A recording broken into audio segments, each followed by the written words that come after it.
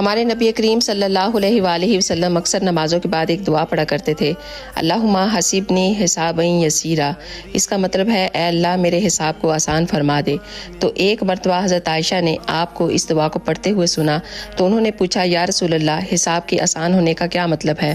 حضور نے فرمایا کہ کل قیامت کے دن اللہ تعالیٰ بندے کے نامہ اعمال کو دیکھ کر اسے معاف فرما دے۔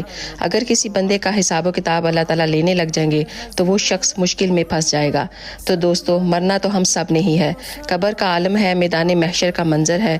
اگر ہم یہ چاہتے ہیں کہ اللہ تعالیٰ ہمارے ساتھ بھی نرمی کا معاملہ کرے اور ہم سے بھی حساب و کتاب نہ لے کر اللہ تعالیٰ ہمیں معاف فرما دے اور جنت میں داخل فرما دے، تو آپ بھی ہر نماز کے بعد کم از کم ایک مرتبہ اس دعا کو ضرور پڑھا کریں، اللہم حسبنی حسابا یسیرا۔ اور اس ویڈیو کو زیادہ سے زیادہ شیئر کریں تاکہ زیادہ سے زیادہ لوگ اس پر عمل کر سکیں۔ جزاک اللہ خیر۔